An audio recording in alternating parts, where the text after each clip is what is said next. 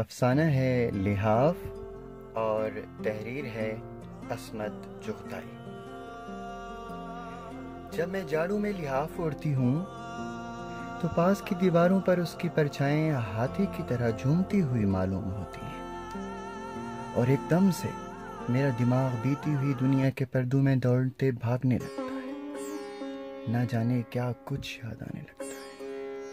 معاف کیجیے گا، میں آپ کو خود اپنے لحاف کا رومان انگیز ذکر بتانے نہیں جا رہی، نہ لحاف سے کسی قسم کا رومان جوڑا ہی جا سکتا ہے۔ میرے خیال میں کمبل آرام دہ صحیح، مگر اس کی پرچھائیں اتنی بھیانک نہیں ہوتی جتنی جب لحاف کی پرچھائیں دیوار پر ڈگمگا رہی ہیں۔ یہ تب کا ذکر ہے جب میں چھوٹی سی تھی اور دن بھر بھائیوں اور ان کے دوستوں کے ساتھ مار کٹائی میں گزار دیا کرتی تھی۔ کبھی کبھی مجھے خیال آتا کہ میں کم وقت کتنی لڑاکا ہوں، اس عمر میں جب کہ میری اور بہنیں عاشق جمع کر رہی تھیں، میں اپنے پرائے ہر لڑکے اور لڑکی سے آدم بیزاری میں مشغول تھی۔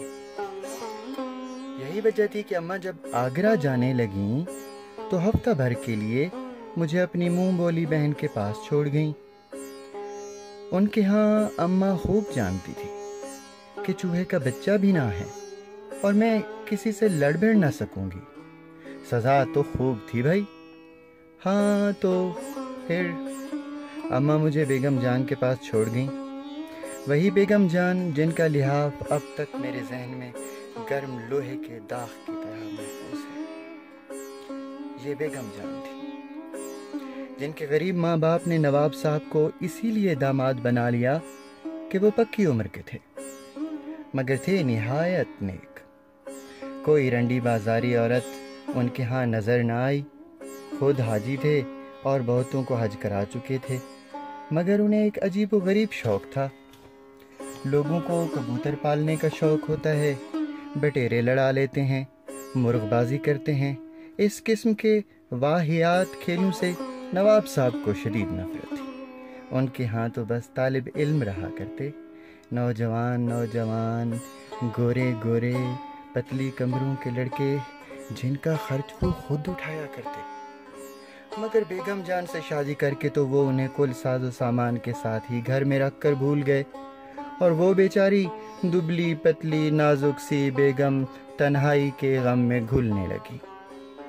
نہ جانے ان کی زندگی کہاں سے شروع ہوتی ہے، وہاں سے جب وہ پیدا ہونے کی غلطی کر چکی تھی، یا وہاں سے جب وہ ایک نواب بیگم بن کر آئیں اور چھپر کھٹ پر زندگی گزارنے لگیں، یا جب سے نواب صاحب کے ہاں لڑکوں کا زور بندھا، ان کے لیے مرغن حلوے اور لذیذ کھانے آنے جانے لگے، اور بیگم جان دیوان خانے کے دروازوں میں ان لچکتی کمروں والے بانکے لونڈے چست پنڈلیاں اور معطر باریک شبنمی کرتے دیکھ دیکھ کر انگاروں پر لوٹا کرتی۔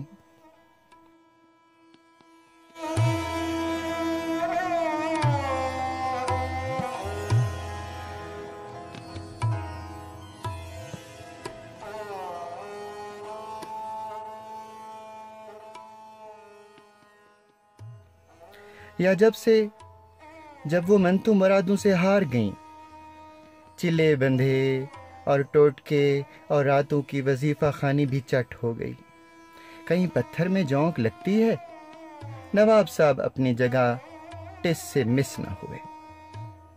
پھر بیگم جان کا دل ٹوٹ گیا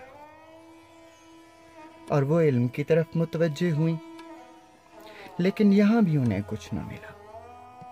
عشقیہ ناول اور جذباتی اشعار پڑھ کر تو ان کی حالت اور خراب ہو گئی، رات کی نیند بھی ہاتھ سے گئی، اور بیگم جان جی جان چھوڑ کر بالکل ہی یاس و حسرت کی پوٹ بن گئی۔ چولہے میں ڈالا ایسا کپڑا پہنا جاتا ہے کسی پر روب گانٹنے کے لیے۔ اب نہ تو نواب صاحب کو فرصت کے شبنمی کرتوں کو چھوڑ کر ذرا ادھر توجہ کریں، اور نہ وہ انہیں آنے جانے دیتے جب سے بیگم جان بیاہ کر آئی تھی۔ رشتہ دار آ کر مہینوں رہتے اور چلے جاتے، مگر وہ بیچاری قید کی قید رہتی۔ ان رشتہ داروں کو دیکھ کر اور بھی ان کا خون جلتا تھا کہ سب کے سب مزے سے مال اڑانے، عمدہ گھی نکلنے، جاڑوں کا ساز و سامان بنوانے آن مرتے ہیں، اور جب کہ بیگم صاحب خود نئی روئی کے لحاف میں سردی میں پڑی اکڑا کرتی ہیں۔ ہر کروٹ پر لحاف نئی نئی صورتیں بنا کر دیوار پر سایہ ڈالتا، مگر کوئی بھی سایہ ایسا نہ تھا جو انہیں زندہ رکھنے کے لیے کافی ہو۔ مگر کیوں جیے پھر کوئی؟ زندگی جان کی زندگی جو تھی، جینا جو لکھا تھا نصیبوں میں، وہ پھر جینے لگی اور خوب جین۔ ربو نے انہیں نیچے گرتے گرتے سنبھال لیا۔ چٹ پٹ دیکھتے دیکھتے ان کا سوکھا جسم ہرا ہونا شروع ہوا، گال چمک اٹھے اور حسن پھوٹ نکلا۔ ایک عجیب و غریب تیل کی مالش سے بیگم جان میں زندگی کی بہار آ گئی۔ معاف کیجئے، ایسے تیل کا نسخہ آپ کو بہترین سے بہترین رسالے میں بھی نہیں ملنے والا۔ جب میں نے بیگم جان کو دیکھا تو وہ 40-42 کی ہوں گی۔ اوفو، کس شان سے وہ مسند پر نیم دراز تھی، اور ربو ان کی پیٹھ سے لگی کمر دبا رہی تھی۔ ایک اودھے رنگ کا دوشالہ اور ان کے پیروں میں پڑا ایک خوبصورت سا خرگوش، اور وہ مہارانیوں کی طرح شاندار معلوم ہو رہی تھیں۔ مجھے ان کی شکل بے انتہا پسند تھی۔ میرا جی چاہتا تھا گھنٹوں بالکل پاس سے ان کی صورت تکتی جاؤں۔ ان کی رنگت تو بالکل سفید تھی، نام کو سرخی کا ذکر نہیں، اور بال سیاہ اور تیل میں ڈوبے رہتے۔ میں نے آج تک ان کی مانگ ہی بگڑی نہ دیکھی۔ مجال ہے جو ایک بال ادھر کا ادھر ہو جائے۔ اور ان کی آنکھیں کالی تھیں، اور ابرو پر کے زائد بال علیحدہ کر دیے جانے سے تنی ہوئی کمانے لگتی۔ بھاری بھاری پھولے پپوٹے، یہ موٹی موٹی آنکھیں۔ سب سے زیادہ ان کے چہرے پر حیرت انگیز جاذب نظر چیز جو تھی وہ تھے ان کے ہونٹ، سرخی سے رنگے رہتے تھے۔ اوپر کے ہونٹوں پر ہلکی ہلکی مونچھیں سی تھیں، اور کن پٹیوں پر لمبے لمبے بال۔ کبھی کبھی ان کا چہرہ دیکھتے دیکھتے عجیب سا لگنے لگتا تھا، کم عمر لڑکوں جیسا۔ ان کے جسم کی جلد بھی سفید اور چکنی تھی، معلوم ہوتا تھا کسی نے کس کر ٹانکے لگا دیے ہوں۔ عموماً وہ پنڈلیاں کھجانے کے لیے کھولتی تو میں چھپ کے ان کی چمک دیکھ لیا کرتی۔ ان کا قد لمبا تھا، اور پھر گوشت ہونے کی وجہ سے وہ بہت ہی لمبی چوڑی معلوم ہوتی تھی، لیکن بہت متناسب اور ڈھیلا ہوا جسم تھا۔ بڑے بڑے چکنے اور سفید ہاتھ اور سڈول کمر۔ تو ربو ان کی پیٹھ کھجایا کرتی تھی، یعنی گھنٹوں ان کی پیٹھ کھجاتی۔ پیٹھ کھجوانا بھی زندگی کی ضرورت میں سے تھا، بلکہ شاید ضرورت زندگی سے بھی زیادہ۔ ربو کو گھر کا اور کوئی کام نہ تھا، بس وہ سارے وقت ان کے چھپر کھٹ پر چڑھی، کبھی پیر، کبھی سر، اور کبھی جسم کے دوسرے حصے کو دبایا کرتی تھی۔ کبھی تو میرا دل ہول اٹھتا تھا، جب دیکھو ربو کچھ نہ کچھ دبا رہی ہے یا مالش کر رہی ہے۔ کوئی دوسرا ہوتا تو نہ جانے کیا ہوتا۔ میں اپنا کہتی ہوں، کوئی اتنا چھوئے بھی تو میرا جسم سڑ گل کے سوا ہو جائے۔ اور پھر یہ روز روز کی مالش کافی نہیں تھی۔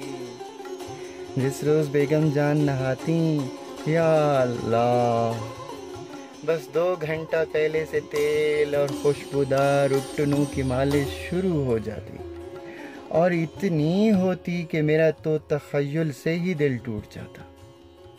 کمرہ کے دروازے بند کر کے انگیٹھیاں سلگتیں اور چلتا مالش کا دور، اور عموماً صرف ربو ہی رہتی، باقی کی نوکرانیاں بڑبڑاتی دروازے پر سے ہی ضرورت کی چیزیں دیتی جاتی۔ بات یہ بھی تھی کہ بیگم جان کو کھجلی کا مرض تھا، بیچاری کو ایسی کھجلی ہوتی تھی اور ہزاروں تیل اور اپٹن ملے جاتے تھے، مگر کھجلی تھی کہ قائم کی قائم۔ ڈاکٹر حکیم کہتے کچھ بھی نہیں، جسم صاف چٹ پڑا ہے، ہاں کوئی اندرونی بیماری ہو تو خیر۔ نہیں بھائی، یہ ڈاکٹر تو موئے ہیں ہی پاگل، کوئی آپ کے دشمنوں کو مرض ہے، اللہ رکھے، خون میں گرمی ہے، ربو مسکرا کر کہتی اور مہین مہین نظروں سے بیگم جان کو گھورتی۔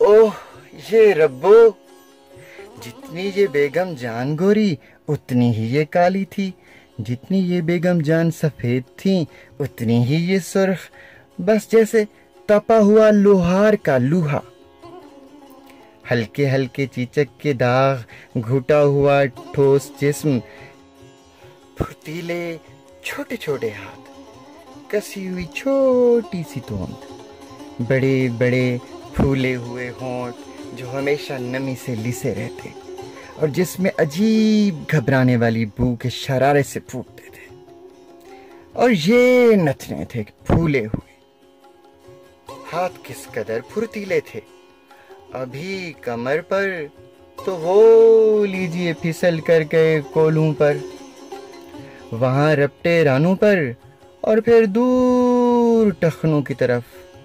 میں تو جب بھی بیگم جان کے پاس بیٹھتی یہی دیکھتی کہ اب اس کے ہاتھ کہاں ہیں اور اب کیا کر رہے ہیں۔ گرمی جاڑے بیگم جان حیدرآبادی جعلی کارگے کے کرتے پہنتی، گہرے رنگ کے پاجامے اور سفید جھاگ سے کرتے، اور پنکھا بھی چلتا ہوا، پھر وہ ہلکی دلائی ضرور جسم پر ڈھکے رہتی تھی۔ انہیں جاڑا بہت پسند تھا، جاڑے میں مجھے ان کے ہاں اچھا معلوم ہوتا۔ وہ ہلتی جلتی بہت کم تھیں، قالین پر لیٹی پیٹھ کھجا رہی ہیں، خشک میوے چبا رہی ہیں، اور بس۔ ربو سے دوسری ساری نوکرانیاں خار کھاتی تھی۔ چڑیل بیگم جان کے ساتھ کھاتی ہے، ساتھ اٹھتی بیٹھتی ہے، اور ماشاءاللہ سوتی بھی ساتھ ہی ہے۔ ربو اور بیگم جان عام جلووں اور مجموعوں کی دلچسپ گفتگو کا موضوع تھی۔ جہاں ان دونوں کا ذکر آیا کہے اٹھے، یہ لوگ نہ جانے کیا کیا چٹکے غریب پر اڑاتے، مگر وہ دنیا میں کسی سے نہ ملتی تھی، وہاں تو بس وہ تھیں اور ان کی کھجلی۔ اس وقت میں کافی چھوٹی تھی اور بیگم جان پر فدا، وہ مجھے بہت ہی پیار کرتی۔ اتفاق سے اماں آگرے گئیں، انہیں معلوم تھا کہ اکیلے گھر میں بھائیوں سے مار کٹائی ہوگی، ماری ماری پھرے گی، اس لیے وہ ہفتہ بھر کے لیے بیگم جان کے پاس ہی چھوڑ گئیں۔ میں بھی خوش اور بیگم جان بھی خوش، آخر کو اماں کی بھابھی بنی ہوئی تھی۔ سوال یہ اٹھا کہ میں سوؤں کہاں؟ قدرتی طور پر بیگم جان کے کمرے میں، لہذا میرے لیے ان کے چھپر کھٹ سے لگا کر چھوٹی سی پلنگڑی ڈال دی گئی۔ 11 بجے تک تو باتیں کرتے رہے، میں اور بیگم جان تاش کھیلتے رہے، اور پھر میں سونے کے لیے اپنے پلنگ پر چلی گئی، اور جب میں سوئی تو ربو ویسی ہی بیٹھی ان کی پیٹھ کھجا رہی تھی، بھنگن کہیں کی۔ میں نے سوچا، رات کو میری ایک دم سے آنکھ کھلی، تو مجھے عجیب طرح کا ڈر لگنے لگا۔ کمرہ میں گھپ اندھیرا، اور اس اندھیرے میں بیگم جان کا لحاف ایسے ہل رہا تھا جیسے اس میں ہاتھی بند ہو۔ بیگم جان! میں نے ڈری ہوئی آواز نکالی، ہاتھ بلند کیا اور دیکھا کہ لحاف نیچے دب گیا۔ کیا ہے، سو رہو؟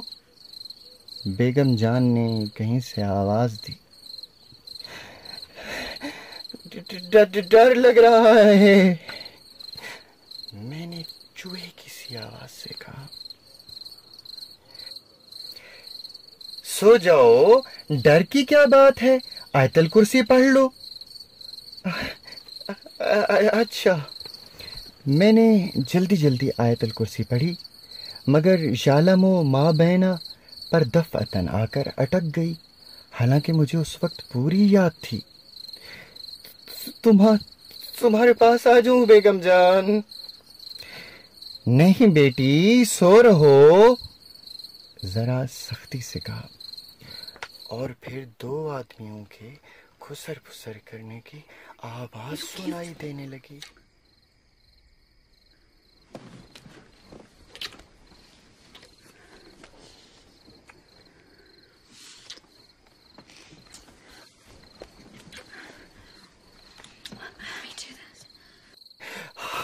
ہائے رے، یہ دوسرا کون؟ میں اور بھی ڈری۔ بیگم جان، چور تو نہیں؟ سو جاؤ بیٹا، کیسا چور؟ ربو کی آواز آئی۔ میں جلدی سے لحاف میں منہ ڈال کر سو گئی۔ صبح میرے ذہن میں رات کے خوفناک نظارے کا خیال بھی نہ رہا۔ میں ہمیشہ کی وہمی ہوں، رات کو ڈرنا، اٹھ کر بھاگنا اور بڑبڑانا تو بچپن میں روز ہی ہوتا تھا۔ سب تو کہتے تھے کہ مجھ پر بھوتوں کا سایہ ہو گیا ہے، لہٰذا مجھے خیال بھی نہ رہا۔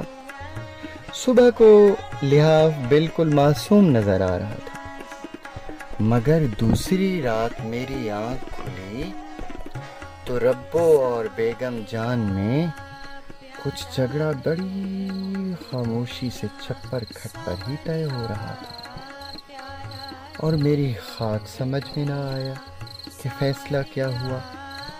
ربو ہچکیاں لے کر روئی، پھر بلی کی طرح چڑ چڑ رکابی چاٹنے جیسی آوازیں آنے لگیں۔ میں تو گھبرا کر سو گئی۔ آج ربو اپنے بیٹے سے ملنے گئی ہوئی تھی، وہ بڑا جھگڑالو تھا، بہت کچھ بیگم جان نے کیا، اسے دکان کرائی، گاؤں میں لگایا، مگر وہ کسی طرح مانتا ہی نہ تھا۔ نواب صاحب کے ہاں کچھ دن رہا، خوب جوڑے بھاگے بھی بنے، نہ جانے کیوں ایسا بھاگا کہ ربو سے ملنے بھی نہ آتا تھا، لہٰذا ربو ہی اپنے کسی رشتہ دار کے ہاں اس سے ملنے گئی تھی۔ بیگم جان نہ جانے دیتی، مگر ربو بھی مجبور ہو گئی۔ سارا دن بیگم جان پریشان رہی، اس کا جوڑ ٹوٹتا رہا، کسی کا چھونا بھی اسے نہ بھاتا تھا، انہوں نے کھانا بھی نہ کھایا اور سارا دن اداس پڑی رہی۔ میں کھجا دوں، سچ کہتی ہوں، میں نے بڑے شوق سے تاش کے پتے بانٹتے ہوئے کہا۔ بیگم جان مجھے غور سے دیکھنے لگی۔ میں تھوڑی دیر کھجاتی رہی اور بیگم جان چپکی لیٹی رہیں۔ دوسرے دن ربو کو آ جانا تھا، مگر وہ آج بھی غائب تھی۔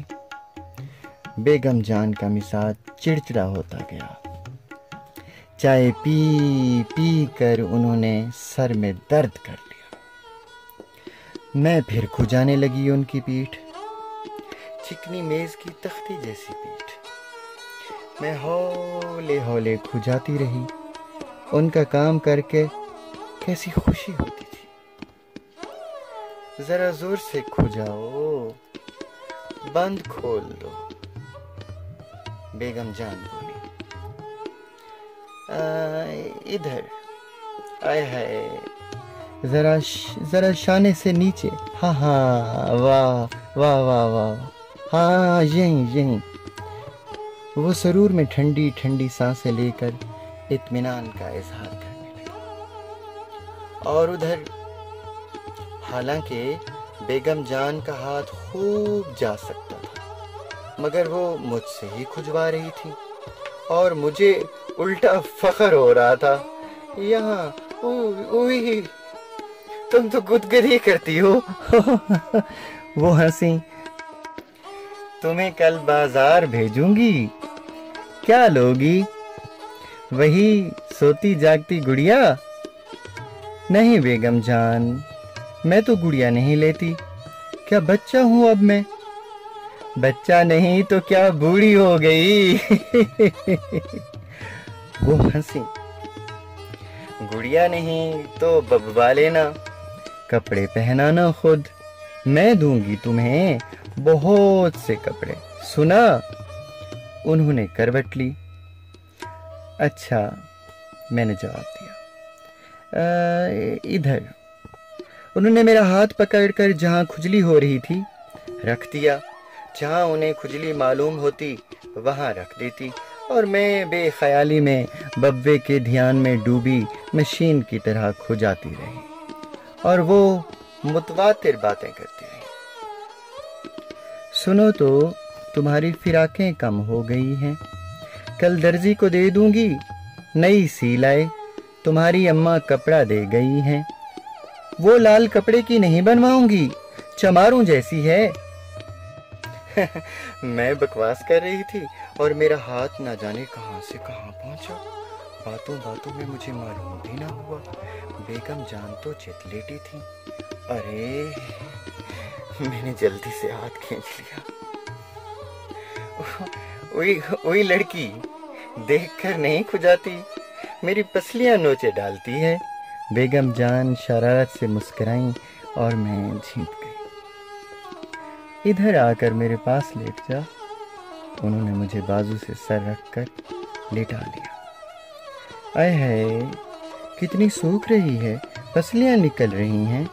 انہوں نے پسلیاں گننا شروع کر دی. میں منمنائی. اوئی تو کیا میں کھا جاؤں گی؟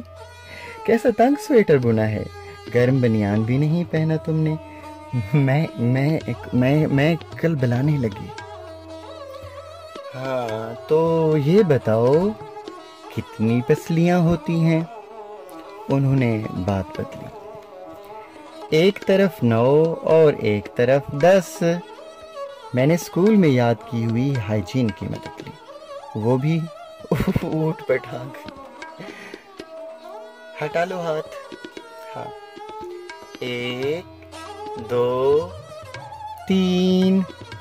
میرا دل چاہا کسی طرح بھاگوں, اور انہوں نے زور سے بھینچا. میں مچل گئی. بیگم جان زور زور سے ہنسنے لگی.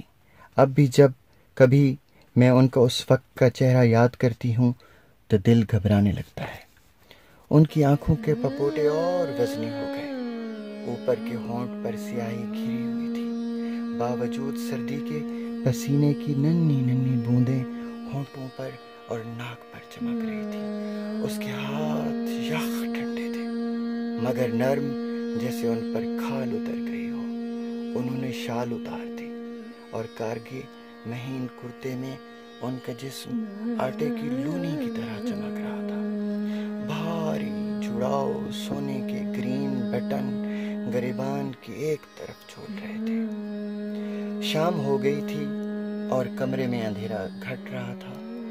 مجھے ایک نامعلوم ڈر سے وحشت سی ہونے لگی. بیگم جان کی گہری گہری آنکھیں, میں رونے لگی دل میں. وہ مجھے ایک مٹی کے کھلونے کی طرح بھینچ رہی تھی. ان کے گرم گرم جسم سے میرا دل ہولنے لگا, مگر ان پر تو جیسے بت نہ سوار تھا. اور وہ میرے دماغ کا یہ حال کہ نہ چیخا جائے اور نہ رہ سکوں. تھوڑی دیر کے بعد وہ پست ہو کر نہ ڈھال لیٹ گئیں. ان کا چہرہ پھیکا اور بد رونق ہو گیا اور لمبی لمبی سانسیں لینے لگی۔ میں سمجھی کہ اب مری یہ، اور وہاں سے اٹھ کر سر پٹ بھاگی باہر۔ شکر ہے کہ ربو رات کو آ گئی اور میں ڈری ہوئی جلدی سے لحاف اوڑھ کر سو گئی، مگر نیند کہاں، چپ گھنٹوں پڑی رہی۔ اماں کسی طرح آ ہی نہیں چکی تھیں۔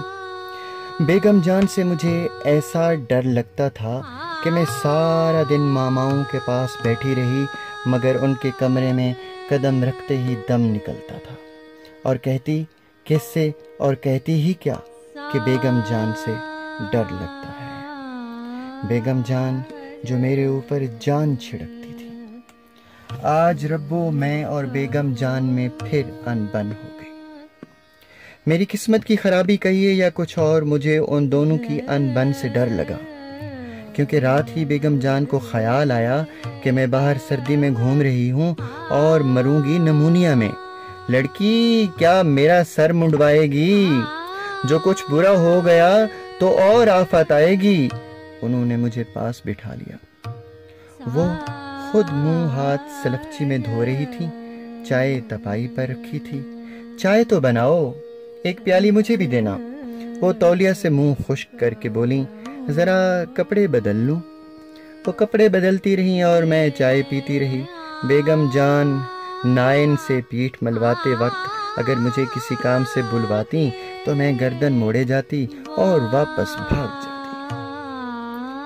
اب جو انہوں نے کپڑے بدلے تو میرا دل الٹنے لگا۔ منہ موڑے چائے پیتی رہی۔ ہائے اماں، میرے دل نے بے کسی سے پکارا، آخر ایسا بھائیوں سے کیا لڑتی ہوں جو تم میری مصیبت۔ اماں کو ہمیشہ سے میرا لڑکوں کے ساتھ کھیلنا ناپسند ہے۔ کہو بھلا لڑکے کیا شیر چیتے ہیں جو نگل جائیں گے ان کی لاڈلی کو؟ اور لڑکے بھی کون، خود بھائی اور دو چار اس کے سڑے سڑائے دوست۔ وہ تو عورت ذات کو 7 سالوں میں رکھنے کی قائل، اور یہاں بیگم جان کی وہ دہشت کہ دنیا بھر کے غنڈوں میں وہ دہشت نہ ملے۔ بس چلتا تو اس وقت سڑک پر بھاگ جاتی، پھر وہاں نہ تکتی، مگر لاچار تھی، مجبور کلیجہ پر پتھر رکھے بیٹھی رہی۔ کپڑے بدل کر 16 سنگھار ہوئے اور گرم گرم خوشبوؤں کے عطر نے اور بھی انہیں انگارہ بنا دیا، اور وہ چلیں مجھ پر لاڈ اتارنے۔ گھر جاؤں گی، گھر جاؤں گی، گھر جاؤں گی، گھر جاؤں گی، میں نے ان کی ہر رائے کے جواب میں کہا اور رونے لگی۔ میرے پاس تو آؤ، میں تمہیں بازار لے چلوں گی، سنو تو۔ مگر میں کلی کی طرح پھسل گئی۔ سارے کھلونے، مٹھائیاں ایک طرف اور گھر جانے کی رٹ ایک طرف۔ وہاں بھیا ماریں گے چڑیل، انہوں نے پیار سے مجھے تھپڑ لگایا۔ پڑے مارے بھیا، میں نے سوچا اور روٹھی اکڑتی رہی۔ کچی امیاں کھٹی ہوتی ہیں بیگم جان، جلی کٹی ربو نے اڑائی دی۔ اور پھر اس کے بعد بیگم جان کو دورہ پڑ گیا۔ سونے کا ہار جو وہ تھوڑی دیر پہلے مجھے پہنا رہی تھی ٹکڑے ٹکڑے ہو گیا، مہین جالی کا دوپٹہ تار تار، اور وہ مانگ جو میں نے کبھی بگڑی نہ دیکھی تھی جھاڑ جھنکار ہو گئی۔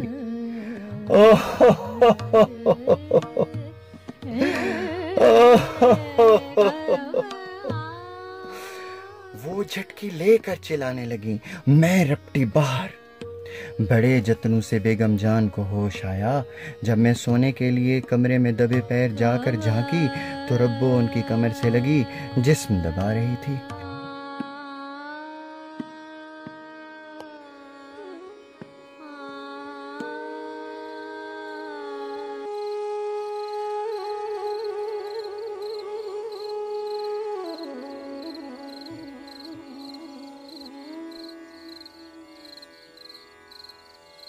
جوتی اتار دو، اس نے اس کی پسلیاں کھجاتے ہوئے کہا اور میں چوہیا کی طرح لحاف میں دبک گئی۔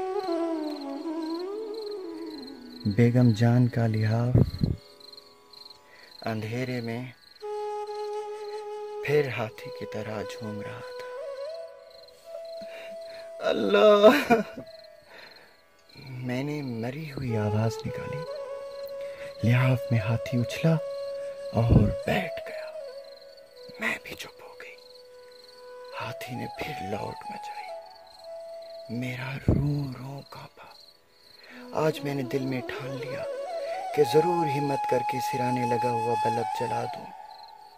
ہاتھی پڑپڑا رہا تھا اور جیسے اکڑوں بیٹھنے کی کوشش کر رہا تھا۔ چپڑ چپڑ چپڑ، کچھ کھانے کی آوازیں آ رہی تھی، جیسے کوئی مزیدار چٹنی چکھ رہا ہو۔ اب میں سمجھی یہ بیگم جان نے آج کچھ نہیں کھایا اور ربو موئی تو صدا کی چٹو ضرور یہ ترمال اڑا رہی ہے۔ میں نے نتنے پھلا کر سوں سوں ہوا کو سونگا۔